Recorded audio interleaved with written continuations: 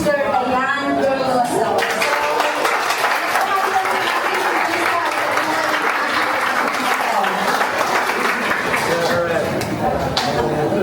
Maraming salamat Tita Aida sa ano.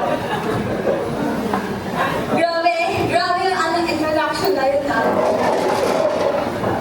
Actually, kahit ako hindi ako makapaniwala, natatayo ako dito sa harapan niyo, nakapag-set up.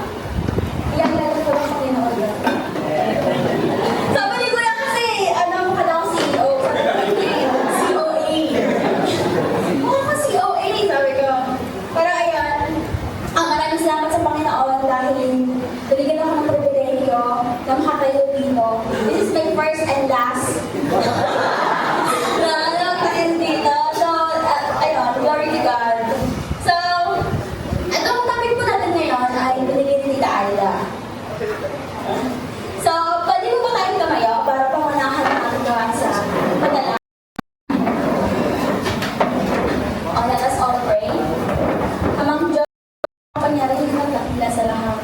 Ama na lumikha ni lahat ng bagay. Karapat-dapat ka, Ama na mapagilang dakilain mo. Lord, thank you Lord God sa binigyan mo sa ating privilege ng makapagtanong ng salita. Malayo po kami Lord God ng ngayon na makapag-share ng gospel po na wala pong persecution sa kanilang mga Lord. At sa bansa namin ngayon. Lord, thank you din po Lord God pagpunta namin sa church Lord God sa pag-iingat. Thank you Lord God sa pagbigay Lord God ng grace Lord God sa oras na ito. At thank you Lord God sa pagsama sa amin ngayon Panginoon.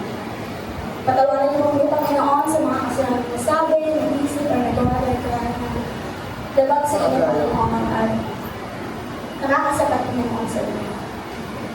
Lord, bigyan mo po kami Lord God ng wisdom Lord God ng mumuli sa inyo para sa aming mga aralin ngayon Lord God. At nabilangin kami po Lord God na ako ay nalipot Panginoon na tulungan mo po ako Lord God dahil kumakalang hindi ko po kaya kami sa harapan ko. I-bless mo po kami Lord God sa maghapon ito Lord God at kayo po Lord God ang muna sa gawain nito at ito ang aming sa magalangin sa mga Jesus. Amen. So maaaring po tayo po. Salamat po. Gusto ko lang po tumayo kayo. So wala po kasi ako. So yung aaralin po natin ngayon is championing godliness in the life of women. So wala po akong specific na higuhang theme verse dahil gusto ko po buhay din yung aaralin natin. Bali yung buong book po. Hindi yung 12 chapters, pero yung buhay ni Daniel. Okay. So bago ang lahat, ano ba yung godliness na yan na sinasabi natin? Ano ba yung buhay ni godliness? Ano ba yung sabihin nun?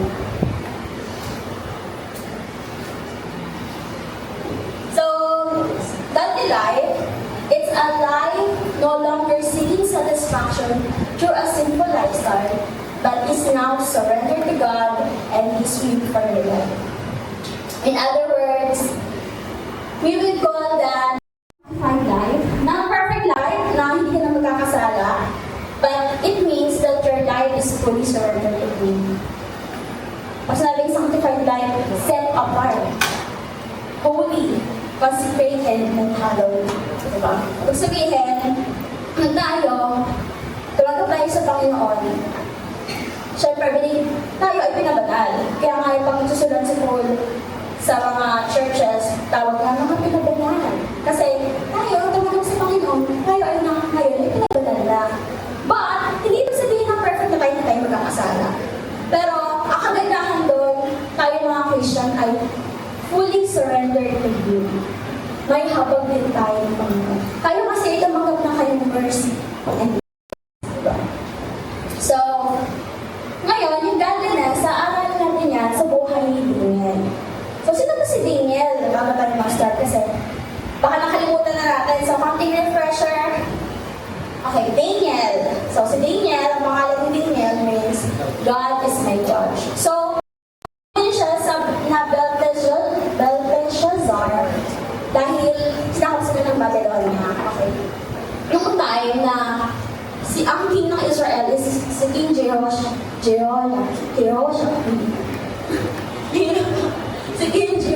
captive. Inalaw ng Diyos na maano sila, makaptive sila. Dahil nga masama siyang king sa mata ng Panginoon. So, nung sinakop sila ng Babylonia, na ang hari ay si Nebuchadnezzar, ang strength and weakness, ang strength and accomplishment of Daniel is, although young, well deported, remained true to his faith, served as counselor to two Babylonian king and two Medo-Persian king. So, yun. So, kahit bata pa si Daniel, dahil nga ng time na yun, sinakop sila, sabi ni King Nebuchadnezzar, okay, lahat ng mga magagaling, lahat ng nasa royal blood, sa Israelites, lahat ng mga patatalino, skillful, lahat sila kukunin para mag-serve sa akin. Sabi ni King Nebuchadnezzar. So, si Daniel at yung three friends na si Shadrach, Meshach at Abednego, pero sa Israelites, sa Israel, pangalan nila ay so, sila pinili para mag-serve King Nebuchadnezzar. Okay. So, was a man of prayer and a statesman with gift of prophecy. So, yan lang na ba? Sobrang prayerful na tao. Doon sa, kung mamaya aralin natin yan. So, si Daniel isang prayerful na tao at binigyan siya ng Panginoon na gift of prophecy. So, na-survive na yung lion's den because alam ng mga bata sa basically yan. So, lesson from his life, don't wait until you are in tough situation to learn about prayer. Kasi Daniel, hindi lang siya nag-pray ng, wala, nag-hirap kami siya. Yun lang mag-pray, hindi. Hindi ganun si Daniel. Kahit lifestyle na yung pag-pray, kahit 3 times a day siya nag-pray. Ayun si Daniel. And God can use people wherever they are. So, kahit saan tayo. Si Daniel dinala siya sa Babylonia, pero ginamit siya ng Panginoon para maihayag ng Panginoon kung sino siya. So, vital statistic, where isa siyang Judah, isa siya sa tribe ng Judah, and nagkatrabaho siya sa courts ng Babylon and Persia. Dahil nasakop ng Persia yung Babylon. So, contemporary list or mga kasabayan, si Hananiah, Mishael, Azariah, Nebuchadnezzar, and Belshazzar, Darius, and Cyrus. Si Nebuchadnezzar and Belshazzar, sila ay Babylonian king, and si Darius and Cyrus, sila ay Persian king. So, yun po. So, meron tayong tatlong bagay na makikita kay Daniel na aaralan natin ngayon na about sa godly life or godliness. So una, godliness begins with knowing God. Godliness requires spiritual discipline, and godliness always flow from a God-seeking heart. So una, godliness begins with knowing God. Mababasa natin yan sa chapter 1, verses 8 to 21, which is naalala ko na ano to ni Kuya Micah. Na-preach na to ni Kuya Micah dito. So, babasahin ko na lang po sabayan nyo na lang po ako. But Daniel resolved that he would not defile himself with the king's food or with the wine that he drank. Therefore, he asked the chief of the eunuchs to allow him to not defile himself. And God gave Daniel favor and compassion in the sight of chief of the eunuchs. And the chief of the eunuchs said to Daniel, I fear my lord the king, who assigned your food and your drink. For why should he see that you were in the worse condition than the youth who are of your own age? So you would be in danger, my head would be with the king. So then Daniel said to the steward, whom the chief of the eunuchs had assigned over Daniel, Hananias, Mishael, and Azariah, test your servant for 10 days. Let us be given vegetable to eat and water to drink. Then let our appearance and the appearance of youth who eat the king's food be observed by you. And deal with your servant according to what you see. So he listened to them in this matter and tested them for 10 days. At the end of 10 days, it was seen that they were better in appearance and fatter in flesh than all the youths who ate the king's food. So the steward took away their food and the wine they were to drink, and gave them vegetables. As for these four youths, God gave them learning and skill in all literature and wisdom. Daniel had understanding in all vision and dreams. O, binigyan si Daniel ng vision and dreams ng Panginoon. So, godliness start with knowing God. Because, bakit? Because pag kilala mo ang Diyos, meron kang conviction and courage sa faith mo. Amen ba? Kasi ito naman sabi ni Daniel, but Daniel resolved that he would not defile himself. In Tagalog, ngunit ipinasya ni Daniel na hindi niya dudungisan ang kanyang sarili. Diba?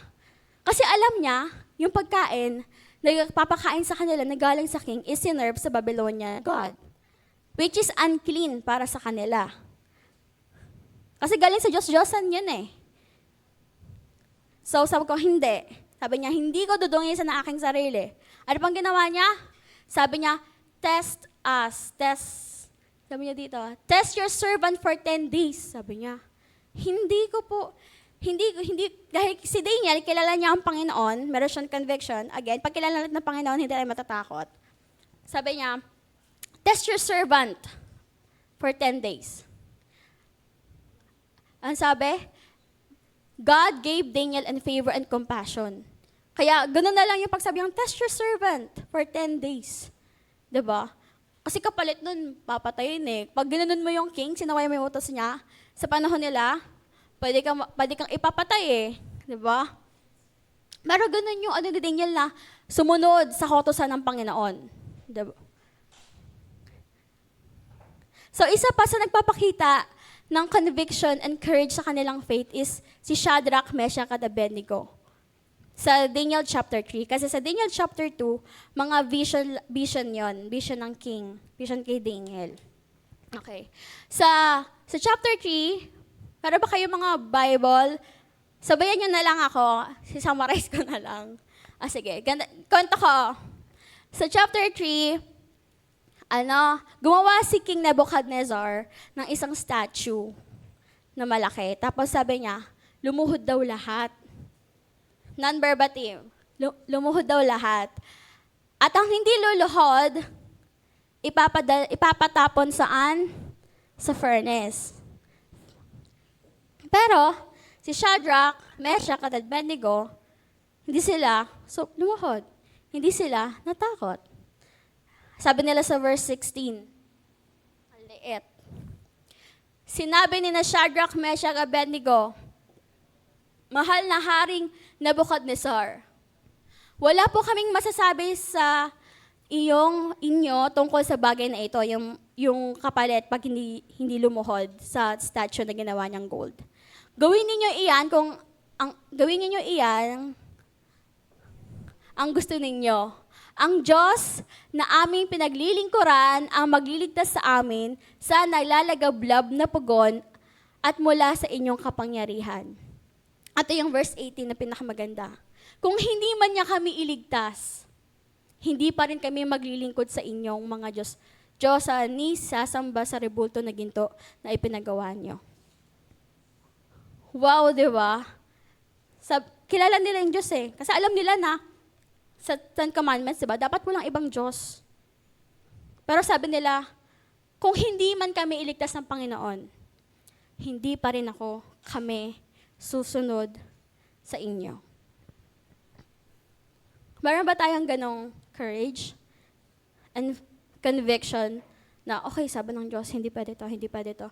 Tandaan po natin na yung lugar na yan, Babylonia. Yung mga tao, hindi same culture nila, Daniel, hindi same religion, hindi same ng paniniwala. Kasi, gentle country.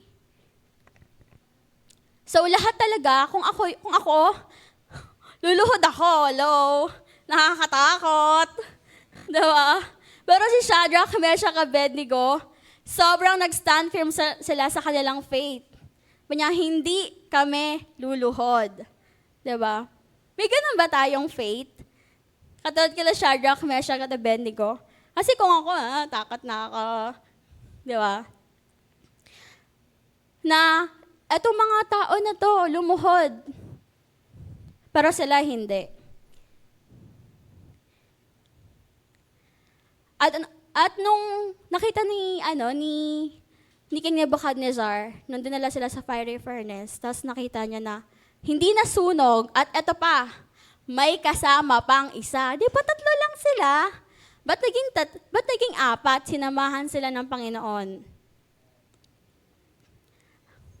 At anong ginawa? Nung napatunayan nila Shadrach, Meshach, at Abednego na totoo ang kanilang Panginoon? Sabi ni King Nebuchadnezzar, kung sino man ang maglalabas ng ngalan sa Diyos na ito, sa Diyos nila Shadrach, Meshach, Abednego, ay paparusahan dahil totoo ang kanilang Diyos. Di ba? Yung kanina sa lesson ni Daniel na kahit saan kadali ng Panginoong lugar, gagamitin ka niya para ipakita kung sino siya. Ayun. So, anong ginawa? At sina Shadrach, Meshach, Abednego ay itinaas niya si King Nebuchadnezzar sa tungkulin sa lalawigan ng Babylonia. So, na-promote si Shadrach, Meshach, at Abednego sa ginawa nila. 'Di ba? Pag ginawa mo yung conviction or pag ginawa mo yung tama sa paningin ng Panginoon at meron kang courage na gawin yon, hindi ka na mapapabayaan ng Panginoon eh. Ano bang ginawa? Tinaas pa ang kanilang tungkulin. 'Di ba? So, where have you compromised? Nagko-compromise ba tayo? Sa ating faith, sa ating principles in life. Bilang isang estudyante, dati, so, shout out sa mga kabataan dyan. O sa mga kabataan, nagka-compromise ba tayo sa school? Kasi pag yung classmate natin, examples, sa school, lahat nagkokopyahan tapos hindi ka nangongopya. Parang hindi ka in, parang labida-bida to. Lahat nga ako man nagkokopyahan, tapos siya hindi. Ano ka, bida-bida? Parang gaganunin ka eh. Minsan bubulihin ka pa eh. Tapos, example, ito yung pinaka naranasan ko na din. I'm sure sa mga ibang kabataan naranasan na din yan. Pag may assignment, tapos, ikaw lang yung may gawa, as yung classmate mo, wala. Tapos sasabihin mo, may assignment. Magagalit yung classmate mo nun. Bida-bida talaga to. Magaling yan, gaganunin ka, bubulihin ka. So, bilang estudyante, nagko-compromise ba tayo ito yung tama eh. Pero sige, wag na lang. Makikigaya na lang ako sa kanila para ina ko. Ganun ba tayo? At sa work, kung ikaw, sumusunod ka sa tamang oras ng work, nag-work ka pag working time, hindi ka nag-chill out, hindi ka nag-FB lang, ganon. Tapos sasabihin, bida-bida din to kayo, boss. So, mamaya damihan yung gawain mo dyan. Ganon. Sumusunod ba tayo? Kasi binabayaran ka ng tama. Naman, di ba? Napasahod ka. So, sa Bible, sa Diyos, pag sinabi ng Diyos na malito, malito. Pag sinabi ng Diyos na sin iyon. Di ba? Sa generation namin ngayon, normal na kasi yung abortion, normal na yung, paano ka ba sabihin? LGBT, okay? Normal na yon. One time, meron ako nakadebate eh. Doon sa Discord. Kasi meron kami ni Arvin, yung mga friends namin sa Discord, meron kaming friends na Bible studyhan namin. Tapos, mali kasi talaga. Sabi niya, sige, nag-debate kami. Nagbigay ako ng verse. Binigyan siya ng time para magbigay ng manong sa LGBT, say mo gano'n. Tapos binigyan din ako ng time para mag-say about sa LGBT. Tapos nagbigay ako ng mga verse, sabi ko sa Leviticus, na pag ikaw pamatol sa kapwa mo, babae or lalaki, stone to death ka. Totoo yun. Sa Leviticus. Tapos sa Corinthians, sabi ni Paul, pag ikaw, sabi niya, hindi makakapasok sa kaharian ng Diyos sa mga magnanakaw. Tapos pag dinuloy mo sabihin, pati ang nakikirelasyon sa kapwa babae, ganon, or lalaki, ganon. So, sinabi ko talaga yun. Sabi niya, o, ikaw anong masasabi mo? Sabi naman niya. Kasi syempre, re-rebat na siya eh. Sabi niya, wala naman silang ginagawang masama eh. Hindi naman masama, nagmamahala lang naman sila. Sabi ko, what? Kina-cut off mo ako. Gumagano na siya. Homophobic, ginagano ako. Sabi ko, So sinabihan niya ako homophobic, sabi ko, ibig sabihin homophobic si God kasi nilikha niya babae at lalaki. Tapos sabi niya, homophobic, ginanon niya ako. Sabi ko, okay lang. Pero buti na, okay lang, homophobic. Ganun. Oh, feeling ko nga mawawalan na ako ng friends noon. Yung tao na yon, mawawala na, pero hindi. Sabi ko, at the end of friendly debate, na may konting away, friendly debate yon na may konting sigawan. At the end nun, sabi ko, okay, stop. Kasi hindi niya ako pinapakinggan. Sabi ko, okay, stop. Stop na natin to. Okay na, tama na. Respetuhin kita. Ako na paniniwala mo, respetuhin mo din ako. Ganun. Huwag mo akong sabihin homophobic. Homophobic, ganun. So, okay. Tapos ang ginawa ko, sabi ko, hindi pwedeng matapos tong gabi na to. Madaling araw na nga eh. Hindi pwedeng matapos tong ano na to na hindi ako nakakaribat. Joke ka lang. Ang ginawa ko, in-explain ko yung pagmamahal ng Panginoon. In-explain ko yung sinabi ni Pastor Enrique dun sa amin sa youth, yung mahal ka ng Diyos, di ka pa nag-exist. In-explain ko yung favorite kong verse na Romans 5:8. Yung ganun pagmamahal. Hindi, si Mama kasi sabi niya, huwag kang iiyak ha. Kaya, hindi ako iiyak. Yan. In-explain ko sa kanya. Tapos, in-explain ko na mahal ka ng Diyos. Ang dami, yung sinabi ni Pastor Enrique din yan. Sabi ko, too good to be true, no? Yung pagmamahal ng Diyos, too good to be true. Sabi niya, oo nga eh. Ang sabi niya, at the end, nakaka-amaze. Sabi ko, okay, tapos na. Okay, parang doon pa lang, nakahinga ako ng malalim. May friends pa din ako. So, yan. Hindi ako nag-compromise sa paniniwala ko. Ayun lang yung masashare ko about dun sa last week lang ito nangyari. At sabi ni Arby, nanonood daw sila. Kung nanonood kayo, share ko yung nangyari. Ayun.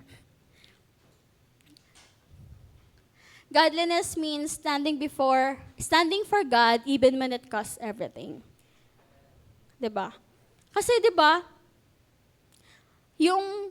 Ang hirap naman 'di ba kung parang sa isip ng tao, sa isip ko, ang hirap na mawalan ka ng mawalan ka eh.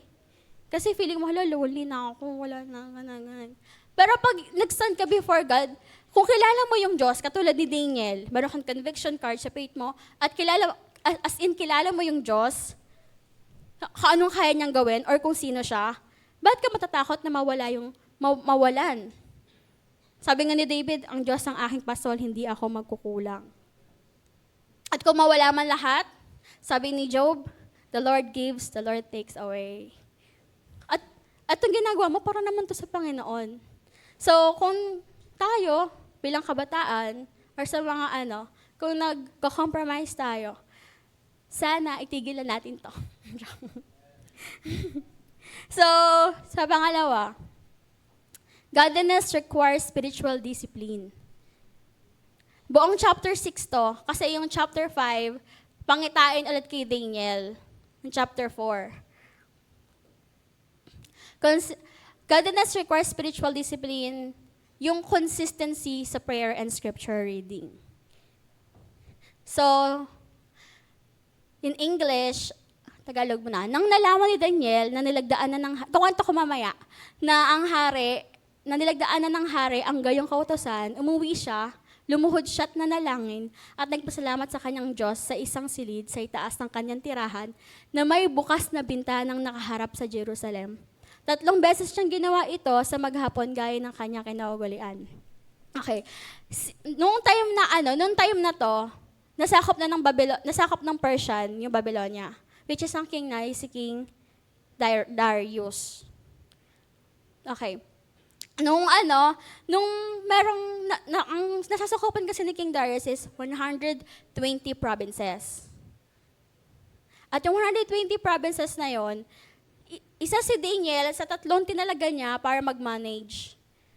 Nung narinig ng dalawang, let's say, president kasi sa ESB, president, dalawa na yon na narinig nila na yung hari, gagawin si Daniel na parang pangalawa sa mataas, yung parang governor. nainggit sila. Non-verbatim, nainggit sila, sasabihin nila, bakit ganun? Ano lang naman to, na-exile lang naman to. Jewish to, di naman, diba? Kung ako yun, maingit din ako eh. Sabi, ang ginawa nila, hinanapan nila ng butas si Daniel. Kaso nga lang, si Daniel, isa siyang tapat, honest and trusted, at walang mali sa kanyang trabaho na nagagawa that time. Kaya wala silang mapipintas, yung dalawa. So ang ginawa ng dalawa, alam ko na. Religion daw. So ang ginawa niya, kinausap nila si King Nebuchadnezzar na gumawa ng kautosan na 30 days, walang ibang Diyos kundi ikaw, walang Nebuchadnezzar. Darius. Walang ibang Diyos kundi ikaw lang. So, nilagdaan niya ni King Darius, and after nun, pumunta agad sila sa bahay ni Daniel. At sa verse 10, nakita nila, nung nalaman din ni Daniel yon, anong ginawa niya? Lumuhod siya at nanalangin. Bawal mag-pray, walang ibang Diyos. Ayun yung law. When Daniel knew the document had been signed, he went to his house where he had window in his upper chamber open towards Jerusalem. He got down on his knees 3 times a day and prayed, and gave thanks before his God as he has done previously, na palagi niyang ginagawa. Tapos, ang ginawa naman ng dalawa, tinignan si Daniel sa bahay nila. Cut in 4K, nagpipray. Bawal yan. So, pumunta sila kay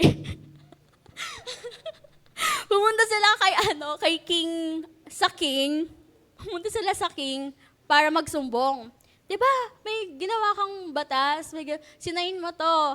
At pag nahuli, papakain sa leon. Ayun yung nakalagay. So, ang ginawa naman, sige, hinuli si Daniel, pinakain sa leon. At yung king na yon, dahil mawawalan ako ng trusted man, nalungkot siya, hindi siya kumain ng gabi na yon. At kinaumagahan ng pagkagising ng king, alam mo ginawa niya? Tinanong niya si Daniel. Sabi niya, Daniel, andiyan ka pa ba? Sabi niya, malungkot siyang tumawag kasi di siya sure, baka patay na eh. Siyempre, lions din, puro lion, papakain. Sabi niya, Daniel, tapat na lingkod ng Diyos na buhay. Iniligtas ka ba niya sa mga leon? Anong sabi ni Daniel? Mabuhay ang hari. Wala pong nangyari sa akin sapagkat ang bibig ng leon ay inatikom ng anghel na sinugo sa akin ng Diyos. Ginawa po niya ito sapagkat alam niyang wala akong kasalanan ni nagawang masama laban sa inyo. 'Di ba? At dahil dito, natuwa yung hari. Natuwa na naman yung hari sa kanya. Lahat na lang ng hari natuwa sa kanya, kaya marami nang inggit sa kanya eh. Natawa ang hari. So, iniahon siya. Nung maiahon na siya doon sa den, wala silang nakita kahit man lang bahagyang galo sa katawan ni Daniel sapagkat nagtiwala siya sa Diyos. Grabe, no? Sa 24, yung nagbintang kay Daniel ay ipinahulog ng hari sa kulungan ng mga leon, pati na ang kanilang mga anak at asawa. Grabe. Ganun talaga, no? Kaya huwag kayong matakot na pag may nang papersecute sa inyo, kasi si Lord na yung bahala dyan. Yun. Pagkatapos, sinulatan ni Haring Dario ang lahat ng tao sa bawat bansa at wika sa buong daigdig. Isinasaad sa sulat, sumainyo ang kapayapaan. Inuutos ko sa lahat ng aking mga nasasakupan na matakot at gumalang sa Diyos ni Daniel. Ganon yung impact ni Daniel eh, buong mundo eh, no? Ganon pag, namumuhay ka ng godly life. Naalala ko dun sa sa preaching ni Pastor Enrico. Tagal na ito, mga 3 years ago pa. Naalala mo pa yun. Spiritual life must be a scriptural life. Aba ni Pastor Enrico yan. Naalala ko, Doon din sa verse sa Joshua 1:8. Bakit? Kasi sabi doon, meditate it. Keep this book of the law always on your lips. Meditate on it day and night. So that you may be careful to do everything written in it.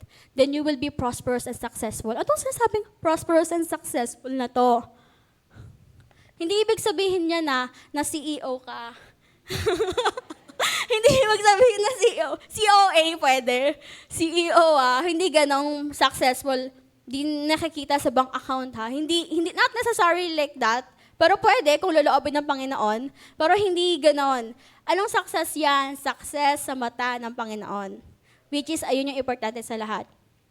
Nang sinunod yan ni Joshua, ano nangyari? Di ba? Napagdagumpayan nila yung Jericho's wall, nasakop nila yung promised land. At ganoon din kay Daniel Ano nangyari after kay Daniel? At naging matagumpay si Daniel sa panahon ni Haring Darius at sa panahon ni Haring Cyrus ng Persia. Napapansin nyo? Laging ganon. Lagi na lang hindi napapawalang bahala yung pagsunod natin sa Panginoon. Parang hindi ka binabalawal ng Panginoon. Sumusunod ako sa Panginoon pero parang walang nangyayari. Meron. Parang hindi ka pinapabayaan ng Panginoon. Ayun yung magandang term. Diba? Laging maganda yung kapalit. Godliness is not a moment, it is a lifestyle. Amen ba? Hindi katulad ni Daniel. Si Daniel kasi lifestyle niya 3 times a day. Day and night na nag-read ng Torah. Pero tayo, godliness is not a moment, it is a lifestyle. Hindi lang tayo mag-pray ng, may problema ako, doon lang ako magiging prayerful. Hindi ganon. It is a lifestyle. Magbabasa lang ako ng Bible kasi magde-devotion ako sa Ako yung magpipreach sa November 23. Hindi ganon. Di, para sa akin din kasi to. Hindi ganon. Lifestyle siya. Magde-devotion lang ako kasi may nag-send sa GC naman ng devotion. Baka sabihin nila, di ako spiritually mature. Hindi ganon. So, hindi ganon. Lifestyle siya. Kahit may nakatingin o wala, ginagawa mo pa din iyan. Amen ba? Ay, parang hindi. Hindi, joke lang. Sabi ko, di ko sasabihin yun So, how consistent is your prayer and scripture life? Gano'n tayo kadalas nagpipray at nagbabasa ng Bible? Nagpipray lang ba tayo pagkakain? Sarap ng pagkain Thank you, Lord. Ganon. Or nagbabasa lang tayo ng Bible kapag nalulungkot ako, ano kaya magandang basahin para ma-motivate ako? Nag-share lang ba tayo kasi binigyan tayo ng task. O ikaw mag-lead ng devotion Ganon. Application. Godliness grows through daily fellowship with God. So, dapat palagi mong kinakausap ang Panginoon, palagi ka nagpipray, palagi ka nagde-devotion, and even yung fellowship natin sa church, kasama yon. Lagi tayo nagpapalakasan din, kasama yon. Pangatlo, godliness always flows from a God-seeking heart. Sa verses 9, sa chapter 9 hanggang 10. Pero mahaba yan. Kwento ko na lang. So, godliness flows from a God-seeking heart. Dapat meron kang humility and repentance. Pag always mong sinisik ang Panginoon, syempre sarap ng Panginoon, meron kang humility at meron kang repentant heart. Amen ba? Sinabi pa niya sa akin, etong kausap ni Daniel, isa tong anghel, messenger ng God. Huwag kang matakot, Daniel, sapagkat mula pa nang nagpakumbaba ka sa harap ng Diyos, upang magkaroon ka ng pangunawa, dininig na ang iyong dalangin. Kaya naparito ako. Okay. Dito sa chapter 8, merong nagpangitain si Daniel na hindi niya maintindihan. Dahil hindi niya maintindihan, sumakit ulo niya, nagkasakit siya. Na-depress siya, na-stress nga daw siya eh. So, nakita ng Panginoon yung yung puso niya na, Lord, ano to? Kasi ito yung work din ni Daniel eh. Nag-i-interpret siya ng dream ng hari. Parang nagbibigay ng revelation sa kanya yung Diyos. Parang si John sa New Testament. Ganon. Di ba si John sumat ng revelation? So, ayun siya. So, yung yung revelation sa kanya ng Panginoon, hindi lang ngayong present, kundi hanggang future. Ayun yung binibigay sa kanyang revelation ng Panginoon.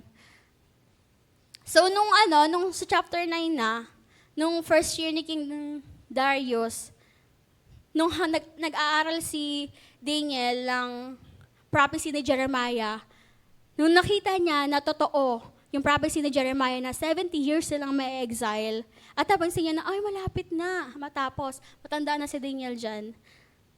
Doon siya nagkaroon ng humility and repentance sa Panginoon. Pinagdasal niya ang buong Israel.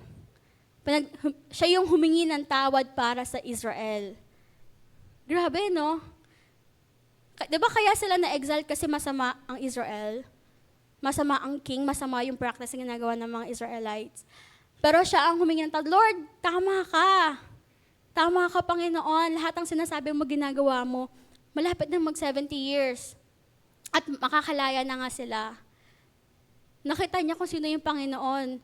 Kaya nagkaroon siya ng humility and repentant heart. Nag-pray siya, Lord, patawarin mo kami. Patawarin mo sila. Hindi siya nagturo eh. Makasalanan sila, hindi. Lord, nag-rebel kami against sa'yo. Nagkasala kami against sa'yo. Ganun si Daniel. Meron siyang humility sa harap ng Panginoon. Godliness is not prideful, it is repentant. Godliness is not perfection, it is humility. Sa The Living Bible, nakita ko yan, nabasa ko. So, isa pa sa nagpapakita ng godliness is not prideful, it is repentant. Si David. Di ba kilala si David na a man after God's own heart?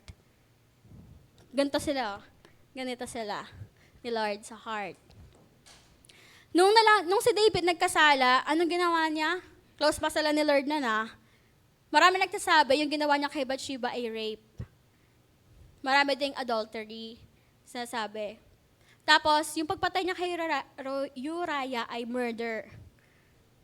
Ang dami niyang ginawang kasalanan. 3.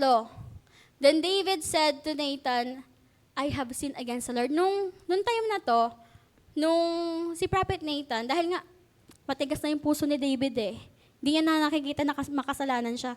Hindi nakikita yung kasalanan niya kasi hari nga siya eh. Hari nga siya. Tapos nagpatong-patong na yung kasalanan niya sa Panginoon, napalayo na siya. So kinailangan ni Prophet Nathan, i-confront si David. Sabi alam mo yung kwenta na to, pero kakwenta ko. Dinaan ni Prophet Nathan na sa isang parang kwento. Sabi niya, non-verbatim. Sabi ni Prophet Nathan, may isang mayaman at saka mahirap. Yung mahirap, ito lang meron silang lamp na to. Yung lamp na to, kumakain kung sa sila kumakain, natutulog kung sa sila natutulog. At yung mayaman, meron siyang lahat, kasi mayaman siya eh. But, may isang dumating na bisita yung mayaman. Pero anong ginawa niya? Kinatay niya yung lamp ng mahirap at iyon yung inihain niya doon sa bisita niya na dumating sa mayaman. Anong sabi? Ano sa tingin mo dapat gawin sa mayaman na to? Ha? Ano sa tingin mo? Sabi ni Prophet Nathan.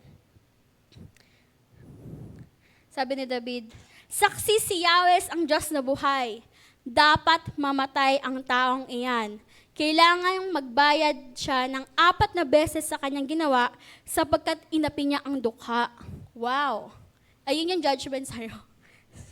Sabi ni Nathan, ikaw ang lalaking iyon. Ito pinapasabi sa'yo ng Panginoon. Non-verbatim. Binigay ko na lahat, ganon. Tapos anong ginawa ni David? Hindi siya kasi, bakit siya naliligo ng walang bubong? Hindi siya nagganon. Ano ginawa ni David? I have sinned against the Lord. Walang kung ano-anong sabi-sabi na, kasi ganito eh, kaya ako nagkasala eh. Hindi. I have sinned against the Lord. Sabi niya. Nung ginanon siya ni Prophet Nathan. Tapos, after nun, ginawa niya yung Psalms 51 na sikat sa lahat. Lalo na yung verse 10. Sabi niya, create in me a clean heart, O God, and renew a rightful spirit within me. May ganun ba tayong puso? Minsan kasi pag tayo nagkakasala, patigas pa yung puso natin eh. Tayo pa yung prideful eh. Diba? Di ako lalapit. Di ako magda-sorry. Diba? May ganun ba tayong puso sa Panginoon? Na pag nagkakasala tayo, Lord, I repent, nagkasala ako. Hindi yung nagmamatigas ka pa. Di lalapit na lang ako pag okay na ako sa Panginoon. Pag nagawa ko na yung, pag natama ko na yung mali ko. Pwede ba yun? Sabi, godliness is not prideful, it is repentant. Diba? Dapat meron tayong puso na nagre-repent sa Panginoon.